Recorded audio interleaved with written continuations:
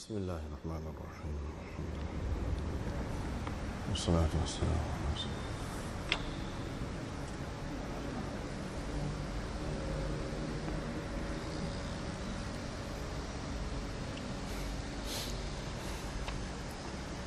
Baru ni kita baca ada tinggal sikit Ada tinggal. Baru dapat tahu kemudian. Tinggalnya baca saja itu. Tak ada huraian. Pada muka surat 438 dalam kitab inilah. Lain itu tak tahulah muka surat berapa.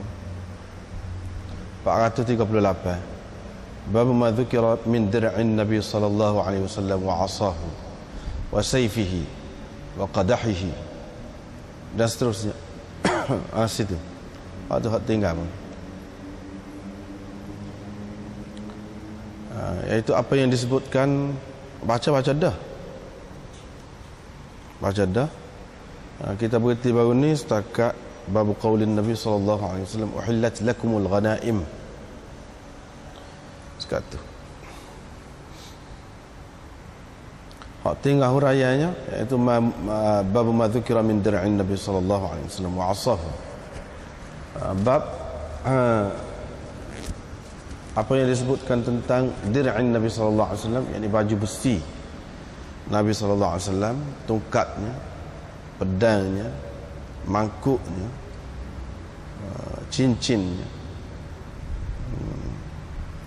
dan apa-apa yang digunakan oleh khulafa selepasnya, yakni selepas Nabi sallallahu alaihi wasallam wafat, daripada perkara yang tidak disebut pembahagiannya. Wa min sya'rihi, dan rambutnya, wa na'lihi, dan seliparnya, wa aniyatihi, dan bekas-bekasnya, mimma syurika fihi ashabuhu wa ghairuhum ba'da wafatihi, yang dikongsi bersama oleh sahabat-sahabatnya. Mimma syurika fihi ashabuhu, dalam setengah nuskahnya mimma yatabarraku bihi ashabuhu, gitu. Yani daripada benda-benda yang diambil berkat oleh sahabat-sahabatnya dan selain mereka selepas kewafatan Nabi sallallahu alaihi wasallam. Lepas tu di bawah bab ni tengok, mari ada beberapa hadis, 1 2 3 4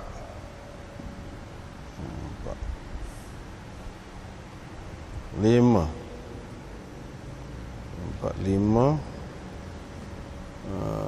5 lebih kurang 5.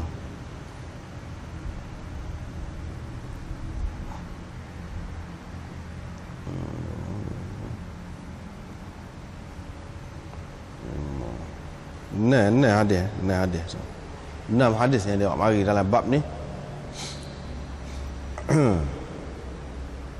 Yang menyebutkan perkara-perkara tadi. Dalam hadis yang pertama dalam bab ini disebutkan, iaitu riwayat daripada Anas bahawa Abu Bakar bila dilantik dia menjadi khalifah, Abu Bakar menghantarkannya ke Bahrain, menghantarkan Anas ke Bahrain, dan dia tulis surat ini kepadanya, wa khatamahu bi khatamin Nabi sallallahu alaihi wasallam, dan dia copkan dengan cop Nabi sallallahu alaihi wasallam, dengan cincin, cop dari cincin Nabi sallallahu alaihi wasallam. Dan ukiran cincin itu ada 3, terdiri daripada 3 baris. Muhammad 1 baris, Rasul 1 baris, dan Allah 1 baris. Tetapi kedudukan Muhammad itu paling bawah. Muhammad, Rasul di tengah, Allah di atas sekali. Itu bentuk ukirannya. Ini berkenaan dengan cincin Nabi sallallahu alaihi wasallam. Artinya Nabi sallallahu alaihi wasallam ada cincin, dan cincin ini dia pakai ini sebagai cop, sebagai cop, muhur, sebagai muhur. Dan cincin ini diwarisi oleh khulafa Oleh kerana cincin itu digunakan sebagai cop dan mohor rasmi kerajaan, maka kemudian diwarisi oleh kerajaan. Sebab ini masih lagi dalam bab apa ni? Bab peninggalan Nabi SAW. Apa-apa yang ditinggalkan oleh Nabi SAW, adakah semuanya menjadi sedekah semuanya? Itu persoalannya. Sebab asalnya dikemukakan sebelum pada ni, Aisyah pergi minta menuntut pusaka dia lah. Abu Bakar pun wayak Nabi-Nabi ni tidak meninggalkan pusaka. Selesai lah situ. Lepas tu masalah rumah-rumah Nabi SAW, isteri-isteri dia duduk tu lah, ke mana tak bagi tu? Dia kata dia mari bak suku pula, sudah lepas dah. Sebab rumah-rumah tu jadi diberi milik oleh Nabi SAW kepada isteri-isterinya. Selesai lah masalah rumah tu. Sebab tu tak masuk dalam bab saka. Sebab dia milik, dia boleh milik semasa hidup lagi. Ini tinggal lagi benda-benda kecil-kecil, halus-halus ni yang ditinggalkan oleh Nabi SAW. Kalau nak kiranya masuk pusaka juga. Dah tak ada pusaka, kalau tidak pusaka, adakah masuk dalam sedekah umum?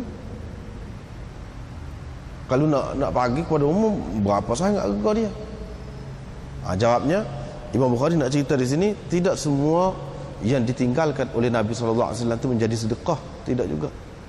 Walaupun secara umum, hak kasarnya sedekah lah. Tetapi ada beberapa yang dikecualikan. Di sini Imam Bukhari cuba menyebutkan beberapa perkara yang dikecualikan daripada sedekah, menjadi sedekah. Apalagi untuk menjadi pusaka, tidak jadi pusaka. Iaitu yang pertamanya cincin dia tu. Bila dia tinggal, Sayyidina Abu Bakar ambil. Sayyidina Abu Bakar ambil tu bukan sebagai mewarisi, bukan kerana dia ambil sebagai pusaka, tidak masalah pusaka. Dan bukan juga Nabi SAW bagi milik kepada dia, tidak juga. Tetapi ini berkait dengan jawatan dia. Sesiapa yang mengganti dia, orang itulah yang berhak terhadap cincin. Gini cerita. Tak timbul masalah sedekah kepada orang ramai. Agak dia sedekah ke orang ramai, tak ada keperluan. Ini berkait dengan pemerintah. Sebab itulah Sayyidina Abu Bakar ambil dan dia guna. Selepas daripada Sayyidina Abu Bakar wafat, Sayyidina Umar pula ambil dan dia guna. Lagu tu juga. Selepas tu Sayyidina Osman pula guna. Cuma di akhirnya ceritanya Sayyidina Osman pakai-pakai jatuh dalam telaga Aris. Jatuh dalam telaga Aris cincin tadi. Bila jatuh tu disuruh orang cari habis-habis cari, tak jumpa pakai su. Ini mengikut Syah Waliullahnya isyarat kepada sudah habis zaman khilafah khassah muntazimah. Isyarat kepada habisnya zaman pemerintahan khilafah khassah muntazimah. Sayyidina Ali tu khilafah khassah lagi, tapi ghairu muntazimah, tidak teratur molek dah. Sebab apa? Pada masa tu berlaku kekacauan, perang saudara dan sebagainya. Banyaklah yang berlaku. Ini sebagai isyarat. Tak apalah hak kita naknya cincin tadi diwarisi oleh pemerintah-pemerintah, bukan sebagai mewarisi pusaka biasa ni, tidak. Mewarisi jawatan. Bila jawatan, Nabi SAW pun cop dulu tu sebagai dia tu sebagai rasmi pemerintah. Cop rasmi. Begitu juga orang lain yang kemudian jadi pemerintah, dia berhak mendapat cincin itu. Dan cincin itu tidak jadi milik dia juga, bukan dia boleh jual ke apa, tak boleh. Itu yang pertama. Yang kedua, ini Isa bin Tahman menceritakan, kata dia, Anas mengeluarkan kepada kami 2 selipar jardawain. Jardawain itu yang tidak ada bulunya. Selipar tu kulit dia tidak berbulu, licin lah, seperti selipar-selipar ataupun kasut sekarang ni lah. Lahuma qibalan, kedua-duanya ada masing-masing, tiap-tiap satu tu ada 2 tali. Ada 2 tali, seperti selipar ni lah, 2 gitu. 2 tali. Thabit Al-Bunani menceritakan kepadaku selepas itu daripada Anas bahawa 2 selipar tadi, sepasang tadi adalah hak Nabi SAW, selipar Nabi SAW. Bukan hak dia tunjuk tu, hak dia tunjuk keluar tu, rupanya tu selipar Nabi SAW. Ni selipar ni nak agak dia, adakah berkait dengan jawatan ke apa ni, hak rasmi ke apa? Tak ada berkait dengan hak rasmi. Macam cop tadi tu, macam cincin tadi tu yang digunakan sebagai mohor, itu hak kerajaan. Baik, hak ni selipar ni. Hak ni Nabi SAW tinggalkan sebagai kenangan-kenangan. Dia tak termasuk juga dalam bab saka. Tak boleh kita nak timbul apa ni? Boleh ke Anas? Tak timbul. Hak ni orang yang memegang dia tu sebagai pegang jadi sebagai mutawali sahaja, sebagai pengurus. Macam begitulah. Tetapi orang lain semua berhak untuk melihat. Berhak untuk melihat. Jadi macam sedekah jugalah. Cumanya sedekah pun kena ada lah orang jaga, siapa dia nak jaga. Kebetulan kira-kiranya selipar ni diberikan kepada Anas dulu. Anas lah yang pegang. Setara tu je benda. Tak termasuk dalam kes pesaka, dan tak termasuk kata kena bagi sedekah, jual kau beri sedekah kepada orang. Tak ada perlu. Bahkan lebih perlu lagi ia dijadikan sebagai kenangan. Sebagai kenangan. Sebagai kenangan. Tak termasuk dalam bab pesaka, tak termasuk dalam bab sedekah. Ini kecuali juga. Kemudian riwayat daripada Abu Burdah, katanya Aisyah mengeluarkan kepada kami kisah mulabbadan, satu selimut yang tebal, selimut yang tebal dan kasar lah, kasar. Wa qalat, setengah ulama mengatakan mulabbadan itu selimut yang bertampung, bertampal. Dan dia berkata, dalam selimut inilah Nabi SAW dicabutkan ruhnya. Dalam selimut ni lah. Ini dalam riwayat Sulaiman, dia meriwayatkan daripada Humaid daripada Abi Burdah, katanya Aisyah mengeluarkan kepada kami izaran, yang ini satu kain yang kasar yang dibuat di Yaman, dan begitu juga satu selimut daripada kain itu juga yang mereka panggil mulabbadah, selimut mulabbadah. Selimut tebal, selimut yang kain kasar. Dua makna, satu dengan makna kain kasar yang dibuat di Yaman, ditenun di Yaman. Satu lagi dengan makna selimut yang bertampal. Ni selimut ni duduk dengan Aisyah, tak timbul juga masalah pesaka. Ni kita nak ni punca asal dia, jangan hilang punca lah. Maksud asal dia nak ayat apa, iaitu tidak termasuk dalam bab pesaka ni, sehingga Aisyah tak boleh milik seorang, yang kena bagi. Kalau nak bagi jadi apa? Kalau kerak tu kerak nak bagi ke bini dia, nak bagi ke semua orang yang berhak menerima pesaka daripada dia. Jadi boleh warga dia. Kalau kerak ada apa edah juga. Dan kalau tidak sampai tu pun tidak termasuk dalam bab pesaka ni. Sedekah tidak, bahkan lebih berguna lagi, ia dikekalkan dalam bentuk kenangan dan ingat-ingatan. Kebetulan dia tinggal hak ni di rumah Aisyah, maka Aisyah lah yang menguruskan, yang menjaganya. Kalau orang nak tengok, dia tunjuk.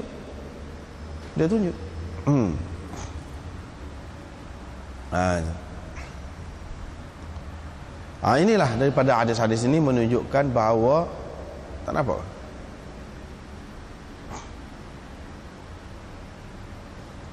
Daripada hadis-hadis ini menunjukkan bahawa ada peninggalan ni Nabi sallallahu alaihi wasallam. Peninggalan Nabi sallallahu alaihi wasallam yang dijadikan kenangan oleh sahabat-sahabat. Dalam setengah nuskhah tadi dia katakan dalam tajuk tadi, kalau dalam kitab kita ni dia tulis panjang atas mimma syurika fihi ashabuhu wa ghairuhum. Dalam setengah nuskhah yang mimma yatabarraku bihi ashabuhu, yang diambil berkat oleh sahabat-sahabatnya dan selain daripada mereka. Artinya benda-benda ni peninggalan Nabi SAW bukan semata-mata kenangan, tetapi ia juga dianggap mendatangkan keberkatan. Boleh kita ni, ini termasuk dalam tabarruk, at-tabarruk bi atharis salihin, mengambil berkat dengan bekas-bekas ataupun kesan-kesan orang soleh. Itu boleh, tidak bercanggah dari segi syariatnya. Terutama hak Nabi SAW sendiri. Hak orang lain itu maknanya kena jagalah, takut-takut jadi melarat. Takut-takut jadi melarat.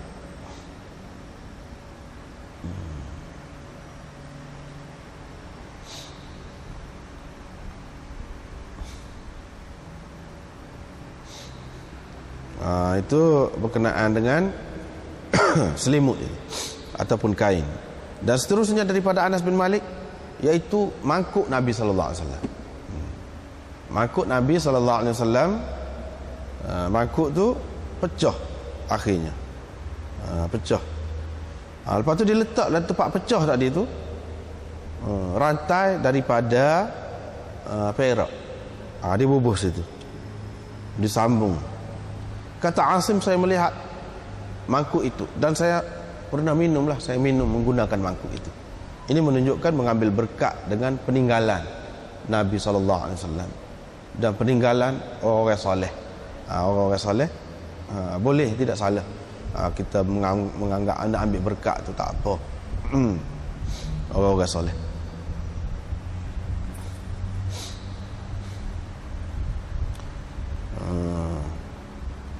Ini juga supaya tadi juga mangkuk ni tidak termasuk di dalam pesaka, tak termasuk dalam sedekah untuk umum. Payah juga tu kalau nak bagi kepada umum, nak bagi kepada siapa. Ada dengan sahabat ni pun, kalau orang-orang nak pergi tengok, bolehlah pergi tengok dia tunjuk, gitulah. Dan Asim dia kata dia pernah minum dalam mangkuk, dia pernah minum. Yang ni sahabat tidak larai takut jadi timbul pemujaan kau, tak ada, sebab dia kira faham belaka, tak apalah. Sekadar tu.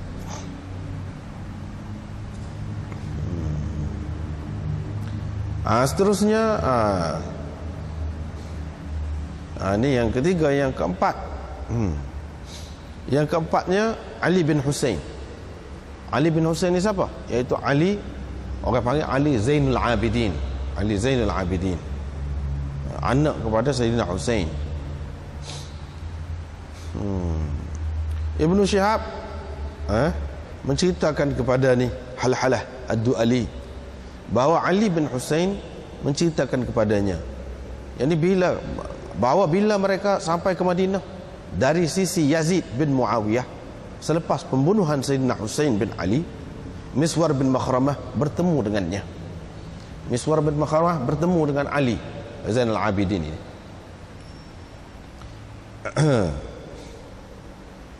Bila selepas daripada ni peristiwa Karbala, panjanglah ceritanya. Anas suka baca, Anas sudah tulis dah dulu. Kalau dalam bab ni Anas sudah tulis dah panjang dah. Beberapa makalah sudah tubik berkenaan dengan pembunuhan Sayyidina Husain di Karbala ni. Dan Ali bin Husain ni, Ali Zainal Abidin pun ada juga. Dalam setengah-setengah riwayat disebutkan bahawa dia ni kecil lagi pada masa tu, tak boleh minum air, wak nyayang kat orang. Padahal tidak bersadah ni, bersadah. Dalam riwayat ni dia pula yang pegang pedang ke apa tu. Pedang Nabi SAW. Ia diwarisi tunggu-tunggu, sebab pedang tu ada dalam rumah mak dia, yakni Fatimah. Teruslah bila Fatimah mati, boleh kepada anak dia Husain. Lepas pada tu boleh kepada anak dia, gitulah. Tapi itu bukan sebagai pesaka, tidak sebagai pesaka. Seperti benda-benda lain lah.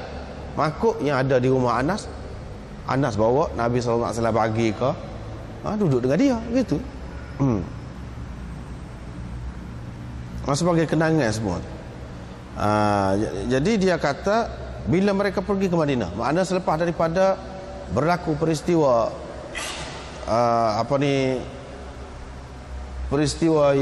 peristiwa tragis lah kita kata, yang menyayatkan itu di Karbala. Karbala sebenarnya kalau mengikut sejarah, tapi tidak nak bahas lah panjang. Di Karbala kata, setengah ahli sejarah kata bukan di Karbala tapi di Ninawa.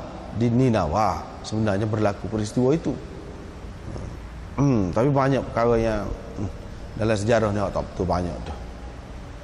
Dia sebut situlah kubur Sayyidina Husain, padahal tidak jelas mana di Karbala. Bahkan dalam riwayat yang lebih kemah lagi di Ninawa, bukan di Karbala.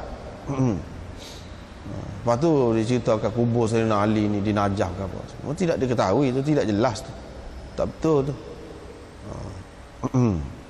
Makna lepas tu dia pergi kepada, termasuklah Zainab, anak kepada Sayyidina Husain ni, adik-beradik kepada siapa ni, Ali Zainal Abidin ni, pergi kepada Yazid di Syam. Pergi kepada Yazid di Syam. Mengikut sejarah banyaklah sepula. Sebab apa bawa pergi tu? Bawa pergi tu dengan penuh penghinaan.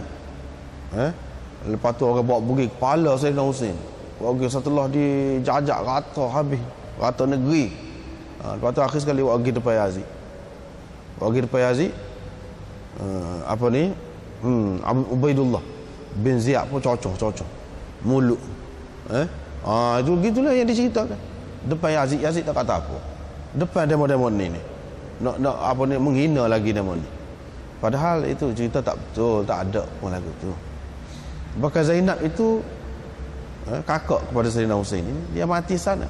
Sayyidina Ali Zainal Abidin, dia mati sana, dia duduk sana, dia tak pergi ke lain. Dia kubur dia di Syam. Kalaulah Yazid itu menghina mereka sampai begitu sekali, takkan dia duduk situ. Dan dia berasa selamat duduk situ.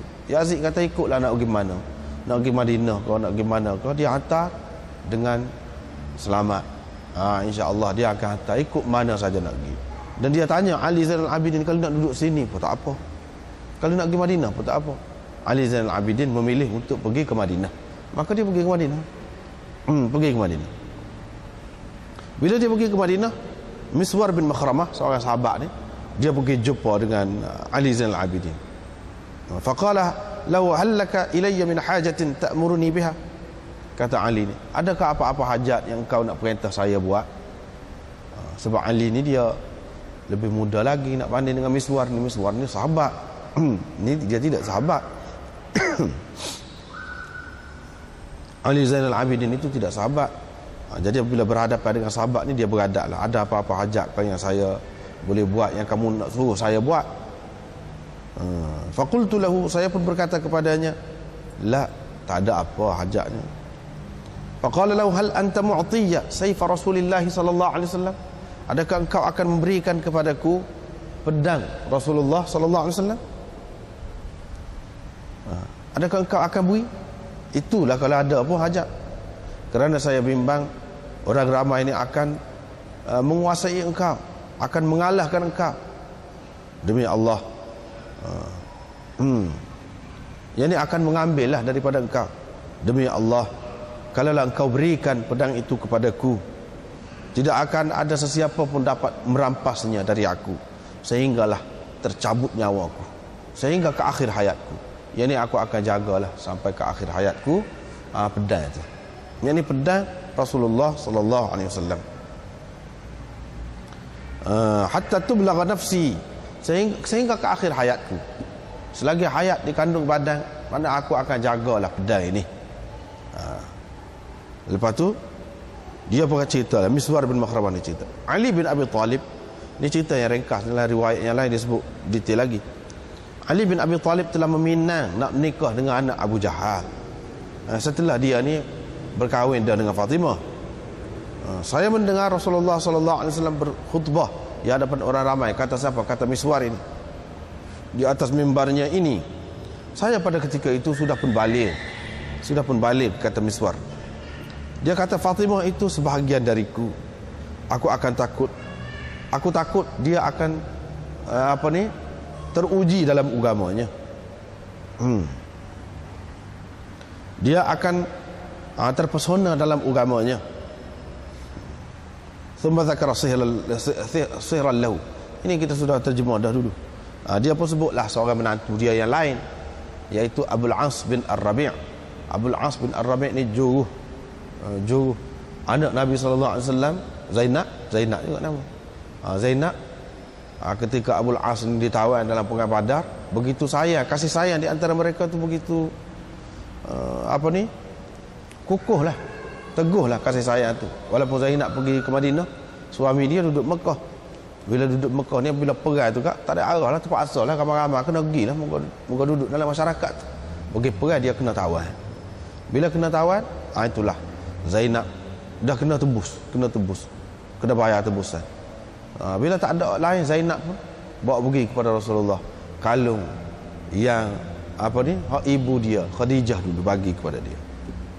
Situlah Nabi sallallahu alaihi wasallam jatuh air mata. Dia tak sih. Begitu sekali kasih sayang dia.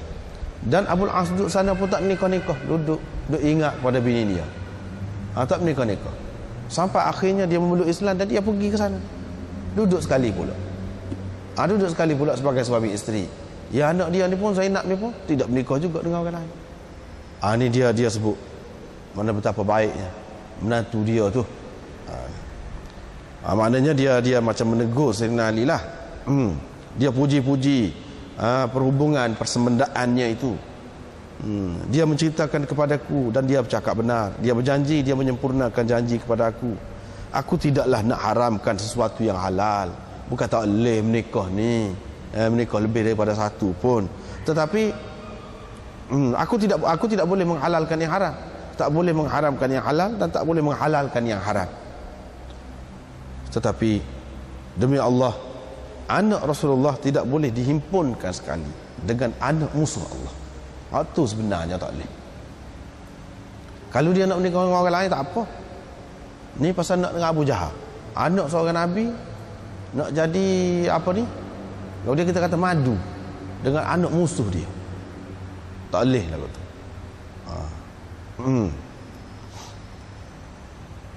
Tak boleh lah. Sebab tu bukan sebab tak boleh menikah tu. Tidak, tak boleh menikah dua atau tiga atau tidak sebab tu. Lepas pada tu Sayyidina Ali bila dengar, Sayyidina Ali apa ni orang kata, berasa sikit benar lah, berasa sikit benar. Dan Sayyidina Ali lepas tu selagi ada Fatimah dia tak menikah dengan orang lain. Pakat tak adil lah. Dia pun tak suka gitu mau. Pakat tak jadi. Apa makna miswar wak mari cerita Sayyidina Ali ni, tiba-tiba dua ayat cerita pedang, dia tubik-tubik cerita Sayyidina Ali lagu ni. Apa ni nak ayat ke dia? Dia nak ayatnya hak pedang ni hak dia warisi daripada ayah dia ambil terima tu daripada mak dia tu siapa dia? Fatimah ni orang setara mana? Setara ni Nabi SAW siapa kata begitu.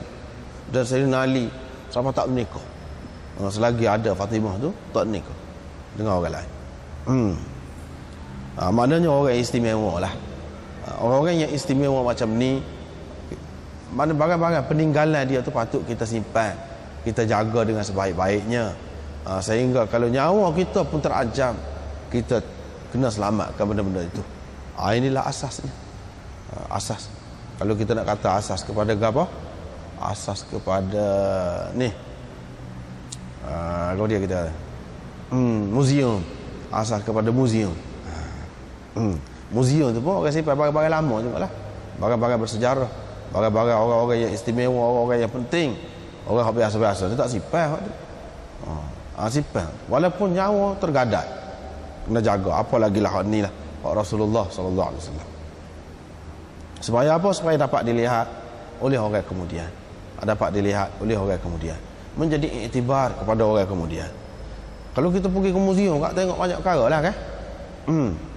Kita tengok misalnya, kita tengok ni istana raja zaman itu.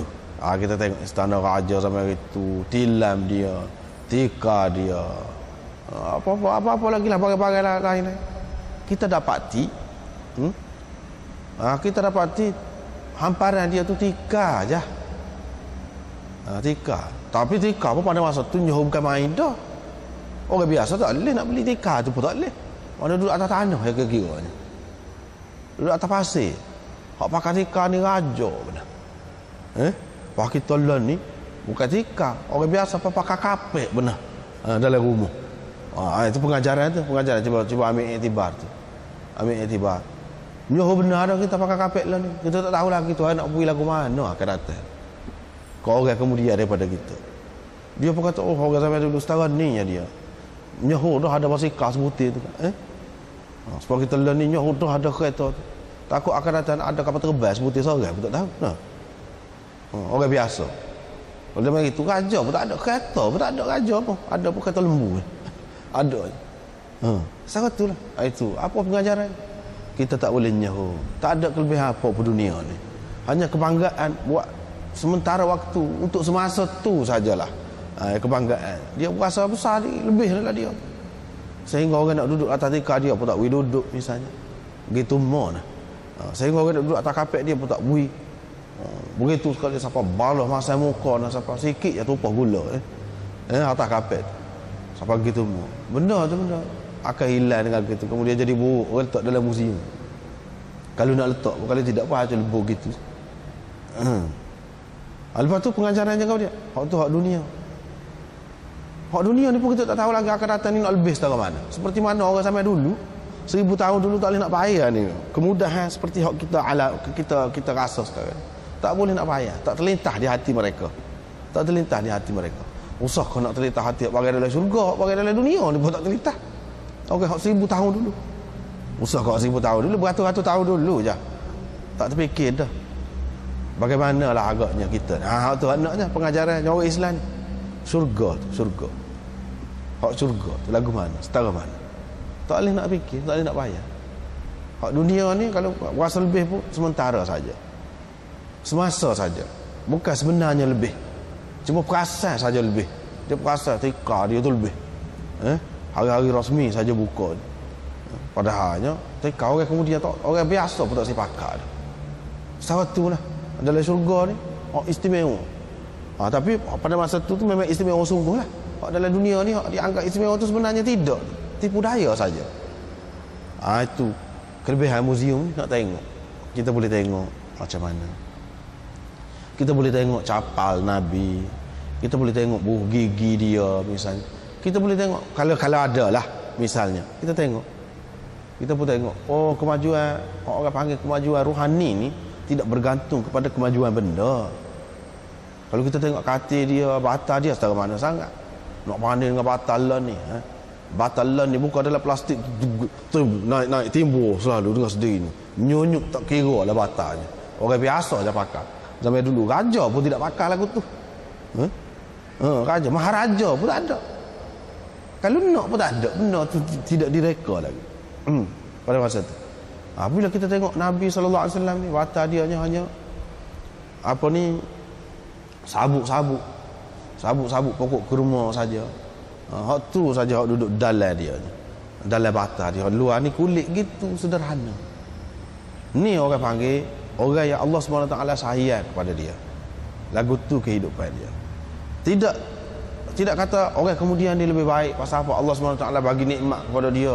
Dia boleh naik kereta, dia boleh naik kapal terbang, dia boleh tidur atas lembek sedap, dia boleh apa lagi macam-macam lah. Dia boleh makan barang-barang dalam peti sejuk, dia boleh makan barang-barang dalam kotak. Sampai itu tak boleh nak fikir. Barang-barang luar import buah-buah boleh berasa belakang. Maka dia orang kemudian ni merasa benda tu lebih kah? Tidak. Bukan itu menjadi ukuran. Kalau lebih tentulah Allah SWT bagi dah kepada Nabi dia. Tapi tidak. Ada pada Nabi kita tengok. Kalau kita tengok lagu tu je. Maknanya kita pun dapat tahu Allah SWT kasih ni bukan diukur dari sudut kebendaan. Sahih tidak. Bukan diukur dari segi pakaian dia, kain dia tu molek setara mana dia pakai. Tidak begitu. Yang dikira ialah kerja dia untuk kemanusiaan. Apa kerja yang dia buat? Apa sumbangan dia kepada kemanusiaan? Itu yang dinilai. Bukan dari segi bahan-bahan tu boleh bertukar-tukar. Hak kita nak berasa bangga lah ni tu boleh jadi tak ada nilai sikit lagi akan datang dalam dunia ni juga. Apatah lagi kalau nak kira dalam syurga. Gitulah. Banyaklah pengajaran tu di sebalik muzium, di sebalik peninggalan lama.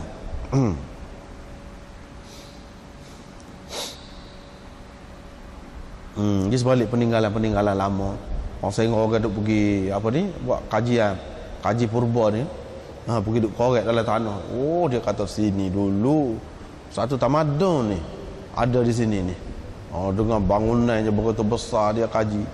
Bangunan tu selai dalam bumi ni. Tak ada gapo. Kalau tak ada sejarah, tak ada lah, tak tahu gapo pun. Setara itulah nak ayat dunia ni. Padahalnya bukan main dah hari tu.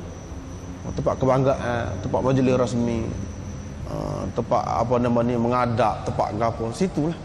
Tapi akhirnya tergelar. Orang kemudian tak nampak pun. Yang nampaknya apa dia? Nabi SAW tak ada tinggal bangunan besar, tak ada tinggal mahligai, tak ada tinggal benteng-benteng yang besar, tetapi nama dia tetap disebut, pengajaran dia tetap dipakai, dan di mana-mana pun orang duduk mengajar cara dia, sunnah dia, dan orang nak menghayati cara dia. Orang berasa itulah cara yang terbaik, berbeza dengan orang-orang lain, pemimpin-pemimpin ataupun raja-raja ataupun mana-mana pemerintah lah orang lain berbeza. Kalau tak ada tadi habislah, tak ada lah kenangan dia. Shah Jahan itu kalau selagi ada Taj Mahal itu, orang duk sebutlah dia. Orang duk sebutlah dia. Tapi Nak boleh belajar apa daripada dia? Nak boleh belajar apa? Tak ada pengajaran. Nak boleh buat contoh apa? Tak boleh. Berbeza dengan Nabi SAW untuk kemanusiaan yang cukup besar peninggalan dia. Baiklah, habis itu. Kemudian ini cerita ni Ibnul Hanafiyah, Muhammad Ibnul Hanafiyah. Qala, kalaulah Ali ni nak sebut buruk tentang Uthman, tentu dia sebut dah pada hari orang ramai mari mengadu hal tentang pemungut zakat ataupun pegawai kerajaan Sayyidina Uthman lah. Ali pun kata kepada saya, kata Muhammad ni, pergi kepada Uthman ni, royak kepada dia, ini sedekah Rasulullah SAW. Suruhlah mana pegawai kamu mengikut apa yang tercatat dalam surat ni. Hak ni surat hak Rasulullah SAW tulis. Aku simpan lagi, masih ada lagi dengan aku. Kamu buat pergi ke dia, buat cara lagu ni lah, ada dalam ni. Saya pun pergi bawa surat tu kepada Uthman, kata Muhammad Ibn Hanafiyah. Uthman kata, aghniha anna, kami tidak perlukan kepadanya. Kami tak perlu. Bukan kami buat tak betul, cuma ini fitnah saja. Orang dakwa tak betul. Sebenarnya kami buat molek dah. Kalau kerajaan buat molek dah. Bukan kerajaan bagi tak kena ke, ambil pungut zakat tu tak kena cara ke, tidak. Kami tahu dah waktu tu. Ini saya nak. Uthman kata. Saya pun bawa pula kepada Ali, saya pun cerita kepada dia. Uthman kata, dia pun kata letaklah tempat ambil ni, dah kalau lagu tu kata apa, letaklah tempat ambil tadi. Dalam riwayat yang satu lagi ni, Ibnu Hanafiyah berkata, ayah saya mengutuskan saya supaya ambil buku kitab ini, surat ini, dan bawa pergi kepada Uthman. Dia kata di dalamnya ada perintah Nabi SAW berhubung dengan sedekah. Ini juga peninggalan Nabi SAW dalam bentuk catatan, dalam bentuk yang bertulis. Perintah Nabi SAW berhubung dengan zakat, bagaimana cara pembahagiannya. Nah, ini pun termasuk dalam itu juga. Termasuk dalam apa? Dalam peninggalan juga. Ini tidak termasuk dalam bab saka ke atau sedekah untuk umum ke, tidak. Bahkan kalau berkait dengan orang tu semasa hayat Nabi SAW, dialah yang pegangnya. Menjadi keistimewaan dialah. Kalau orang lain nak tengok boleh tunjuk. Kalau orang lain perlu boleh tunjuk. Gitu.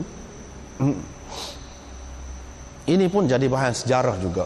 Lebih berguna lagi ia menjadi bahan sejarah, bahan kenangan daripada menjadi milik peribadi yang dijual. Dan kalau jual pun nak berapa sen sangat. Lepas tu nak beri makan kepada siapa? Hasil dia tak padan, tak padan. Tidak termasuk ni. Ini pun termasuk dalam yang dikecualikan daripada sedekah tu. Hak kata harta yang dia tinggal semua jadi sedekah, hak ni terkecuali.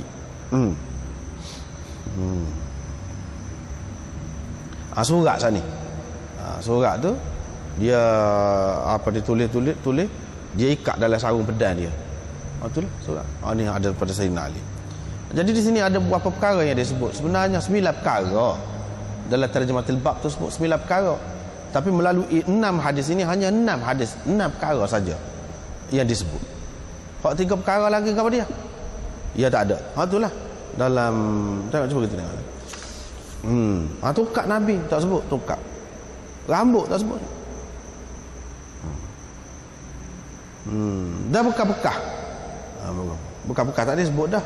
Qadah tadi.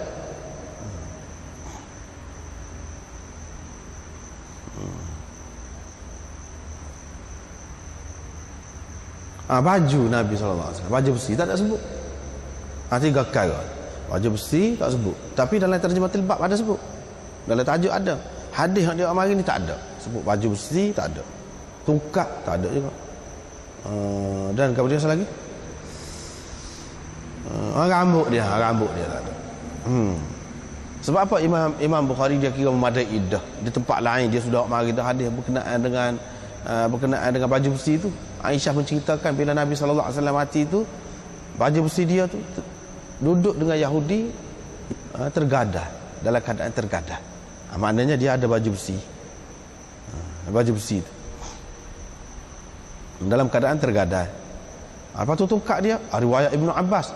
Ibnu Abbas kata bila Nabi SAW pergi nak tawaf Baitullah tu, dia kucuk tungkat dia. Tukar mana dia ada tukar? Tukar dia tu pergi ke mana? Itu persoalannya. Jawabnya lagu tadi lah. Supaya tak dia. Hak lain-lain juga. Rambut dia, waktu dalam riwayat Anas, dia kata ada dengan dia beberapa rambut Nabi SAW yang dia simpan.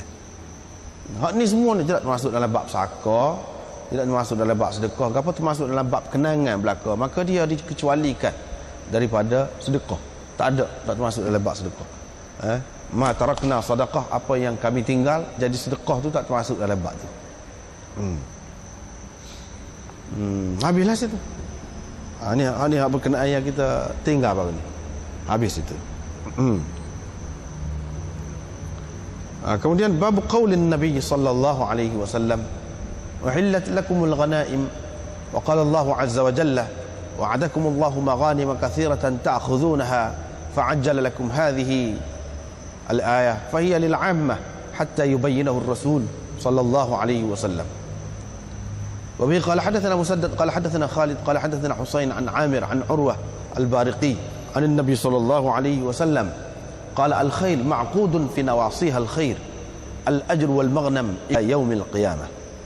وبه قال حدثنا أبو اليمان قال أخبرنا شعيب قال حدثنا أبو الزناد عن الأعرج عن أبي هريرة أن رسول الله صلى الله عليه وسلم قال إذا هلك كسرى فلا كسرى بعده. Ini pun hadis kita sudah baca dah sebenarnya. Imam Bukhari nak cerita ke dia? Dia nak cerita pula. Ni muka perang kan dulu, bila perang boleh harta ghanimah. Kalau menang boleh harta ghanimah. Apa hukum harta ghanimah itu? Ini yang nak diceritakan. Dalam tajuk ni Imam Bukhari buat tajuk dihalalkan kepada kamu harta-harta ghanimah. Pasal apa dihalalkan kepada kamu? Pasal sebelum ini umat yang lalu tidak dihalalkan. Haram makan harta ghanimah. Kalau pergi perang apa, boleh harta ghanimah tak boleh makan. Tak boleh makan.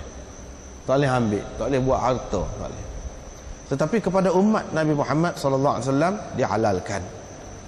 Dan Allah Azza wa Jalla berfirman, Allah telah menjanjikan kepada kamu beberapa banyak harta ghanimah yang kamu akan ambilnya. Fa'ajjala lakum hadhihi, dan Allah menyegerakan ini harta-harta ghanimah ni.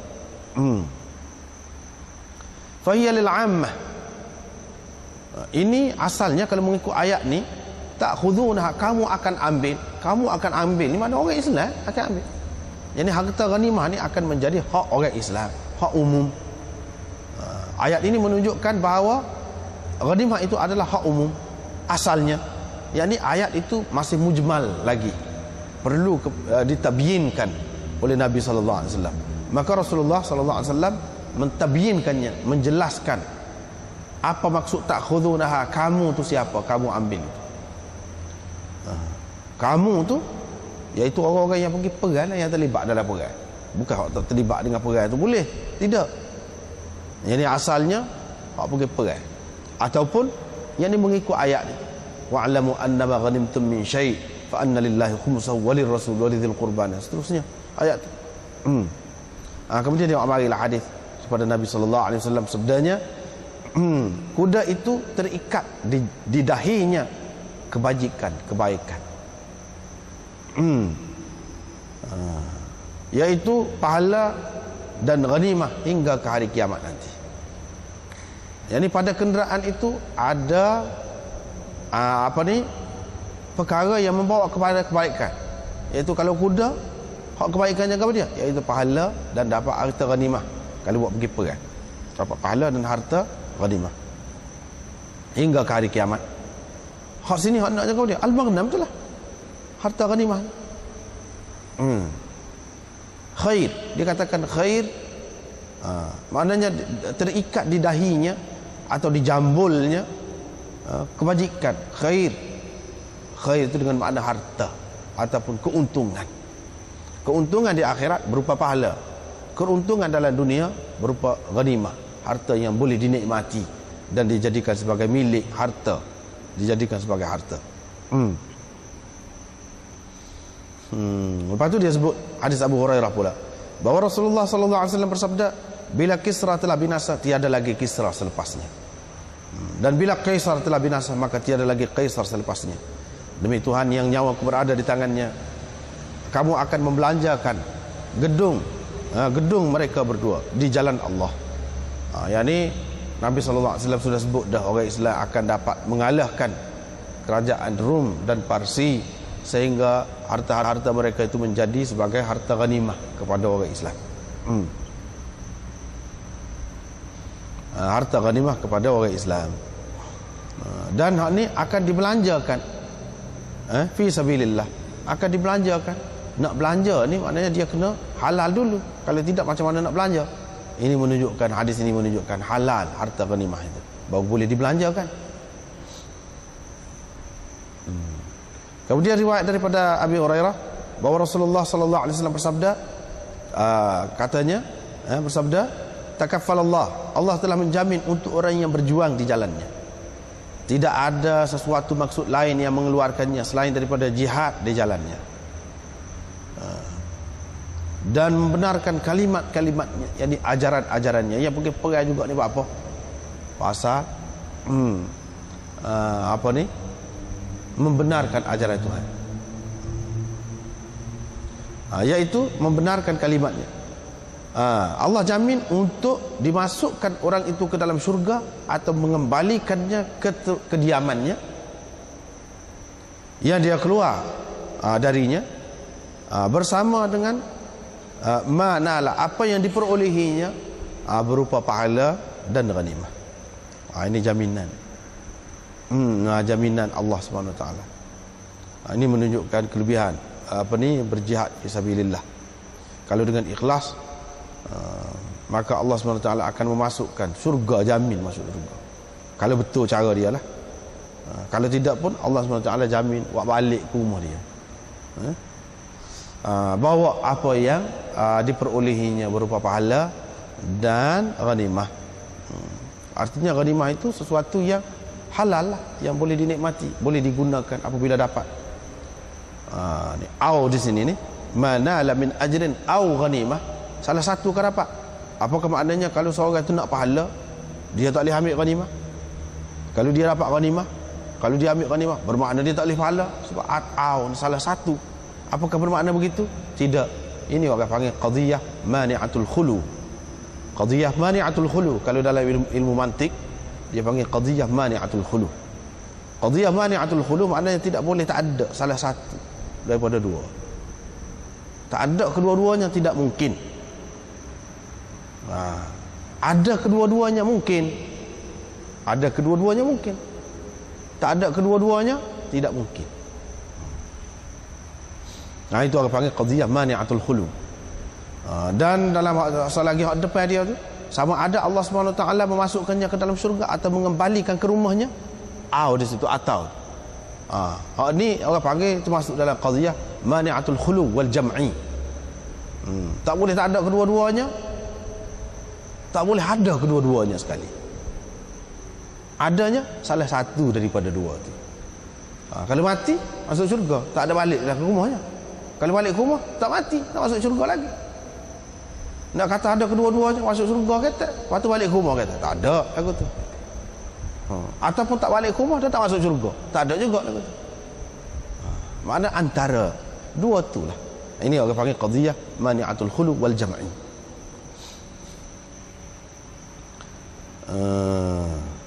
Tidak berapa sedap, tidak main pernah dah.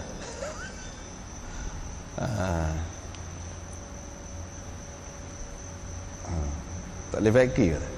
Kalau boleh fakir kita boleh pergi lagi. Kalau tidak, penanya ya balik anda tak apa boleh. Kau nak berhenti tak?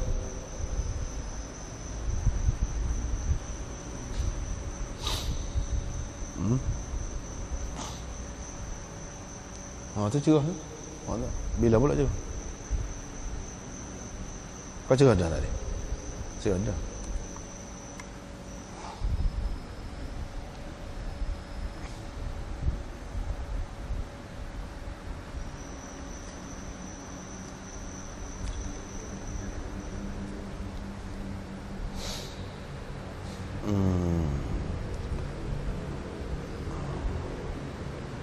Sebab itulah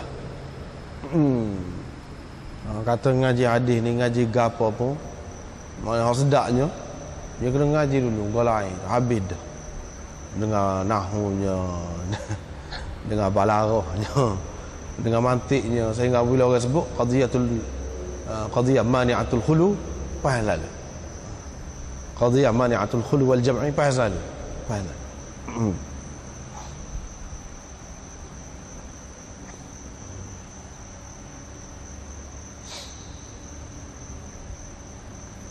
Boleh tak? Nampak?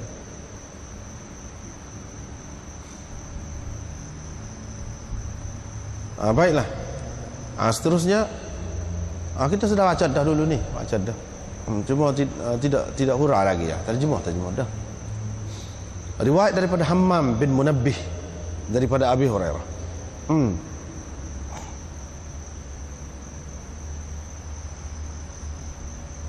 Katanya Nabi SAW bersabda, salah seorang Nabi pergi keluar perang. Keluar perang. Nak keluar perang lah. Dia pun kata kepada kaum dia, nak ikut dia, jangan turut saya. Sesiapa yang sudah memiliki sesiapa yang sudah berkahwin lah, dan dia nak duduk sekali dengan bini dia tu, tapi dia tak duduk lagi, tak ada duduk, jangan tubik. Biar dia dah duduk sekali dengan bini dia. Biar dia tidur sekali dengan bini dia.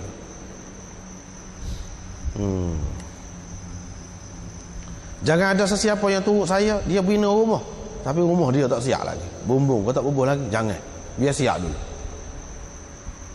Jangan ada siapa-siapa yang beli kambing ataupun khalifat, yakni unta-unta yang mengandung, unta-unta yang mengandung lah, ada anak dalam perut dia. Dia duduk tunggu kelahiran anak unta tu. Tapi tak beranak lagi. Tak usah tubik lah, kan hak lagu tu. Tak usah tubik. Nak tubik ni maknanya hak sudah puas hati dah. Tak ada lekak gapo-gapo dah. Tak ada sakok lah, kita kata tak ada sakok gapo-gapo. Siap dah nak tinggal kepada orang kemudian ni, orang di belakang ni, kira-kiranya siap dah.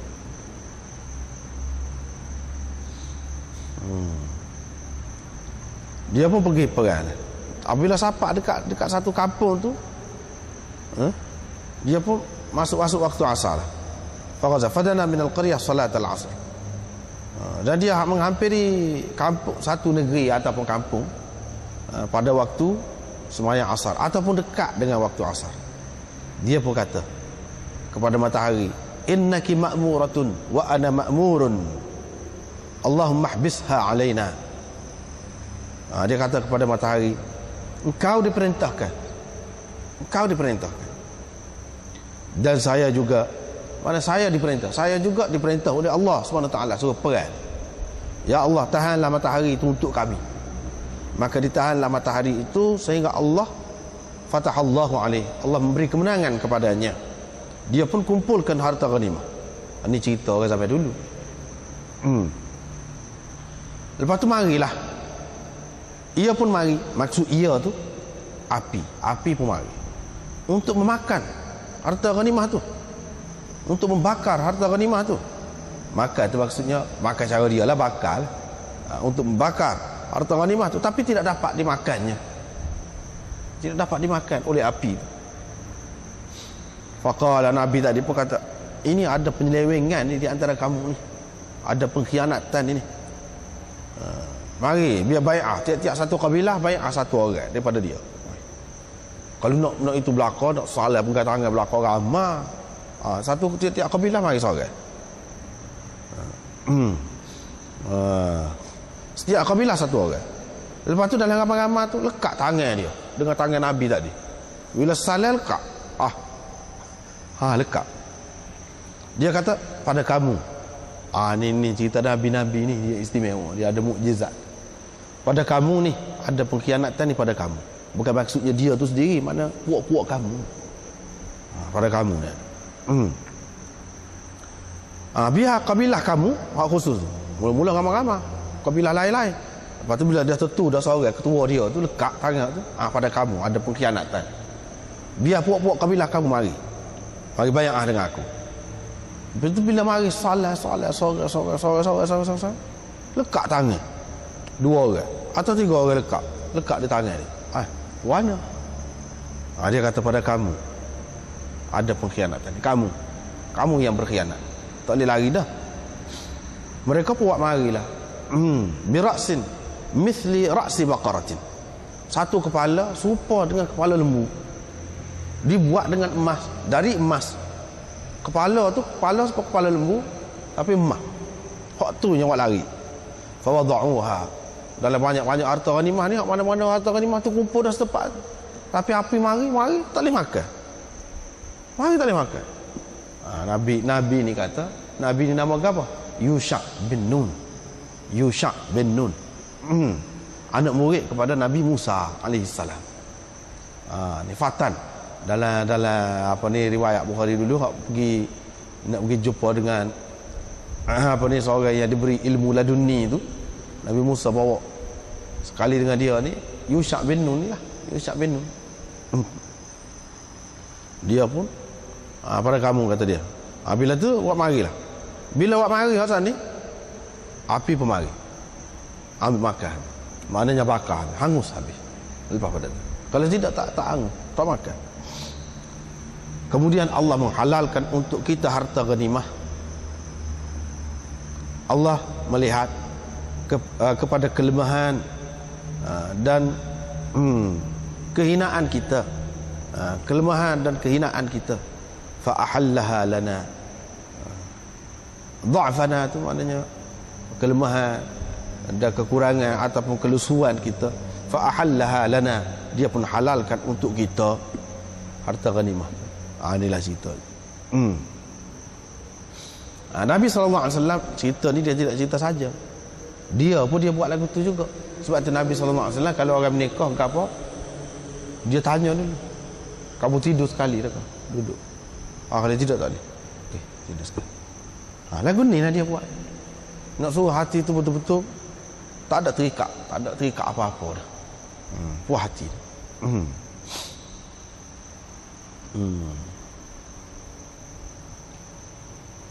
Lepas pada tu mana saat ni? Lagu ni lah juga yang Nabi SAW buat. Cuma cerita ni bila dia sampai dekat dengan negeri tu, dekat waktu asar, kalau perang mesti makan masa lama. Tak ada apa nama ni,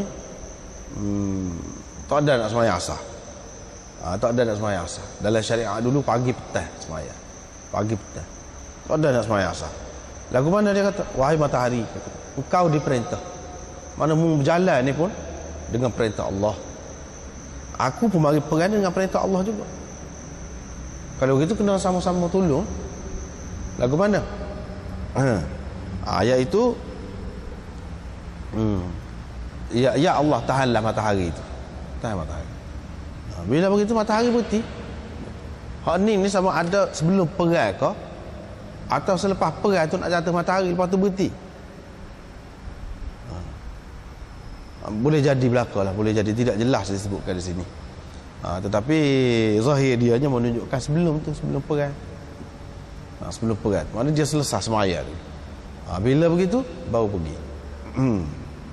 Sebab dia kiranya kalau perang mesti akan makan masa lama. Tidak sebentar. Ini perkara pertama. Hadis ini menunjukkan bahawa matahari ini dia jalan. Sebab tu dia suruh berhenti. Zaman dulu ahli ilmu falak ni pun berubah-ubah juga dia. Dia tidak tetap juga. Mula-mula dia kata bumi ni pusat alam. Semua jadi musim di sekeliling bumi. Lepas tu dia kata matahari pula duduk tetapnya, hak lain semua keliling matahari. Tetapi hak sains sekarang ni sesuai dengan hak Quran. Quran wasyamsu tajri li mustaqarril laha. Matahari itu berjalan. Jelas. Tajri itu makna berjalan, berlari bukan. Bahkan berlari bukan berjalan. Tajri ni, jara yajri ni makna berlari. Gerak. Li mustaqarril laha, sampai kepada satu masa yang ditetapkan untuknya. Wasyamsu tajri li mustaqarril laha. Dalam hadis ni dia sebut juga. Dia kata engkau diperintah dan saya diperintah. Ya Allah tahanlah. Tahan ni pasal dia duduk mus ni. Dia duduk berjalan. Sekarang ni sesuai. Sekarang ni baru jumpa. Boleh jadi pada masa tu, pada masa dulu orang-orang yang terpengaruh dengan falsafah Yunan gapo tu. Duk bantah dalam hadis-hadis ni. Masalahnya bantah hadis tu, lah. Memanglah golongan sesat banyaklah dia bantah hadis ni. Tapi dah dalam Quran pun ada juga lagu tu. Nak lagu mana? Kata berjalan. Ada pula yang takwil, dia kata sebenarnya matahari itu tak jalan. Kita bumi ni yang musim, kita suruh supaya dia jalan. Takwil lah tu. Padahalnya dalam Quran tu dia tidak kata kita di berjalan. Tak ada pun isyarat bahawa kita ni, bumi kita ni yang musim. Lepas tu matahari itu tidak musim. Tapi buat kita musim tu dikatakan dia tu. Tak ada, jelas dia kata dia tu sendiri musim. Isnad tu isnad kepada gapo isnad. Mana musnad ilahi dia aja? Musnad ilahi dia tu Syams. Bila Syams mana dia sendiri. Sebab tu kalau orang belajar kaedah ni jelas tak boleh gitu. Hak sekarang ni sesuai. Hak sekarang ni matahari pun bergerak, berjalan, bulan pun berjalan, bumi pun berjalan berlari belakang musim. Sesuai. Masalah di sini ditahan. Kemudian banyak juga dalam kitab-kitab ni sebagai peringatan lah ni kita celah sikit. Ada dalam riwayat-riwayat disebutkan matahari ni ada ketikanya jatuh dah. Orang di zaman Nabi SAW jatuh dah matahari. Naik semula matahari. Kenapa? Kerana doa. Naik untuk Sayyidina Ali nak sembahyang asar. Ni kalau berkait dengan Sayyidina Ali ni banyak benar palsu. Masalahnya tidak dalam kitab Syiah ni. Dalam kitab Qadhiyah ada sifat Qadhiyah. Dalam kitab Tahawi ada. Dalam kitab Ibnu Sa'ad ada. Dan banyak lagi hak lain-lain ada. Nak aku mana? Ni masalah. Sehingga Syah Waliullah pun sebut juga ni, sebut. Padahal dia muhaddis. Maka anak-anak buah, anak-anak cucu di belakang ni pun tak setujulah dengan tok nenek masing-masing. Dengan nenek moyang masing-masing. Nenek moyang kita ni walaupun dia alim, ada juga ketikanya dia jadi hanyut juga. Hanyut juga. Termasuklah hak ni. Hadis itu tidak ada satu pun yang sahih. Semuanya maudhu' berlaku, karut berlaku. Tak ada cerita tu. Matahari tak ada naik untuk siapa-siapa setelah jatuh, tak ada. Hak ada ni, hak ni tak jatuh lagi. Tak jatuh lagi. Cuma waktu dekat waktu asar, nak asar, masuk ataupun awal waktu asar, tak jatuh lagi dalam waktu dia. Kalau kita katalah tujuan apa? Kalau kita nak kira dari segi logik lah, dari segi dirayah, kita panggil dalam istilah kita panggil dirayah. Dalam istilah baru orang panggil dari segi logik. Logiknya dah matahari tu jatuh dah. Maknanya waktu asar sudah keluar kan? Bila waktu asar sudah keluar, tidak jadi tunai dah lah. Sembahyang tu jadi qadha juga. Walaupun naik semula matahari qadha dah lah. Faham apa maknanya? Tujuannya nak suruh tunai. Kalau nak suruh tunai lagu ni caranya, lagu ni. Minta jangan jatuh matahari tu, nak mayang asar dulu. Ni dah jatuh dah. Hebat lagi lah. Maknanya Sayyidina Ali ni hebat lagi. Hebat lagi. Dahsyat. Dalam setengah-setengah riwayat tu pula dia kata Nabi tidur atas riba dia. Nabi SAW tidur penat sangat ni tidur atas riba dia. Lepas tu Sayyidina Ali tak gerak. Tak boleh nak gerak ni pasal apa? Takut Nabi SAW sedar. Sampai lepas waktu asar. Hak tu kita dia. Ada pula yang kata lagu tu. Baiklah. Kalau lagu tu bukan Sayyidina Ali seorang hak terlepasnya sembahyang asarnya, Nabi pun lepas juga. Faham lain lagu mana? Ni dalam tu dia kata untuk Sayyidina Ali saja. Dikembalikan matahari, maknanya untuk Sayyidina Ali atas doa permintaan Sayyidina Ali. Nabi mana lebih penting? Tak ada sebut pula orang Nabi. Baik katakanlah kalau Nabi SAW lah, dia semaya sebelum dia tidur. Sebelum dia tidur tak tidur atas paha lagi lah. Dia semaya dah. Sayyidina Ali doa apa ketika dia tak semaya? Ketika Nabi semaya. Kalau katakanlah dah mungkin Nabi tidak nak semaya, dah dia semaya dah sebelum tidur. Sebelum tidur tidak tidur atas paha Sayyidina Ali. Sayyidina Ali doa apa tak semaya? Tak pernah sabar juga. Tak pernah sabar. Sebab tu cerita ni kalau dah tak betul dia tak lagi. Kalau kita uji dia sakok lah. Sebab tu tak ada riwayat. Tak ada makna. Inna salata kanat 'alal mu'minina kitaban mawquta. dia terikat dengan waktu. Bila sudah habis waktu, pusing balik pun habis dah, panggil qada apa tolak juga, tak ada kelebihan apa. Apalagi riwayat itu maudhu', palsu, tak ada apa. Tak lagi dah. Hak sebetulnya lagu ni, hak ni ada. Hak ni ada. Dia tahan matahari tak jalan. Kalau lah cerita tadi ada bapa ya dua orang dari riwayat. Abu Hurairah dengan siapa? Dengan Asma binti Umais. Dua orang. Pak Abu Hurairah pada ketika itu tak Islam lagi, dia ambil daripada siapa? Dia ambil daripada siapa? Asma binti Umais. Takkanlah matahari ni naik, jatuh dah naik semula. Masuk dalam sejarah. Ni hak lain, usaka dalam sejarah, sahabat lain pun tak ada cerita. Hak dua orang tu benar sahabat. Ini salah satu cara kita nak menilai hadis tu betul ke tak betul, cerita tu betul ke tak betul. Benda yang sepatutnya semua orang tahu, tiba-tiba tahu seorang. Tak boleh lagu tu. Ni pun seperti tu juga. Orang tak pakai tu lagu tu. Seperti tu. Tak lagi lah ke mana-mana. Lepas tu dalam sanak dia tu kalau kaji, pokok tak pakai saja. Tengoklah dalam kitab-kitab apa nama ni, maudhu'at, ada belakang sebut tu. Sebab itulah ulama kemudian ni heran, apa yang Tahawi sebut tu. Lepas tu dia tidak peringat pula. Ya Syah Waliullah tu muhaddis, apa dia tidak sebut, tidak peringat tu. Gitulah. Baiklah. Bila tu tak apa. Lepas tu kumpulkan ghanimah. Ni cara sampai gitu. Harta ghanimah ni akan dijilat api. Itu tanda harta itu makbul. Makna peperangan itu peperangan yang suci. Letak longgok harta ghanimah tu. Nabi pun doa ataupun minta harta apa ni, api tu pun mari. Kalau tidak pun api tu terus mari jilat habis, tak ada. Maknanya pada ketika tu orang tak boleh, tidak halal kepada umat dahulu harta ghanimah.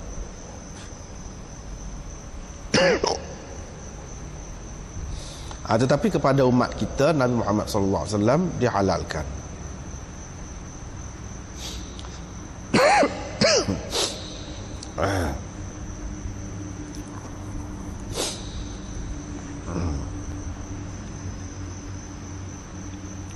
Dihalalkan ni anaknya, iaitu dihalalkan harta ghanimah ni untuk kita. Tidak ada api mari makan apa harta ghanimah tu, tak ada. Halal harta ghanimah.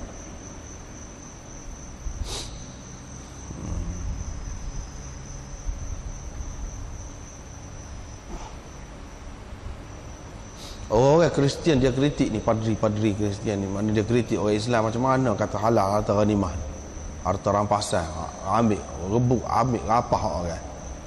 Orang panggil harta ghanimah tu harta rampasan perang. Bila perang dalam keadaan biasa ni tidak ghanimah, tidak boleh nak ambil harta orang kafir pun, tak tentu kalau tak boleh. Bila dia perang tu dia jadi boleh lah. Bila perang dalam zaman sekarang ni pun, maknanya undang-undang perang ni dia lagu lain. Kalau tidak rasmi perang tak boleh nak ambil, tak tahu kalau. Tapi kalau sudah perang, negeri orang boleh ambil lagi. Supaya juga di sini dia duk kritik. Dia kata dalam apa nama ni, agama Kristian tak boleh nak ambil harta rampasan perang ke apa. Tak boleh. Haram. Tetapi yalah, kalau hak tu tak boleh. Itu dalam syariat dulu. Dalam syariat kemudian, seperti mana dalam syariat Nabi Musa, boleh menikah sampai 2-3. Itu di kalangan Bani Israel saja. Di kalangan Bani Israel. Bila mari syariat Nabi Isa tak boleh mengikut dia. Tak boleh. Itu sebab apa? Maknanya hak dulu tu sudah mansuh. Hak dulu tu sudah mansuh. Supaya juga bila Nabi Muhammad sallallahu alaihi wasallam mari, dia memansuhkan hak dulu. Apa peliknya? Kemudian babul ghanimati liman syahidal waq'ah. Sekat itulah. Allah.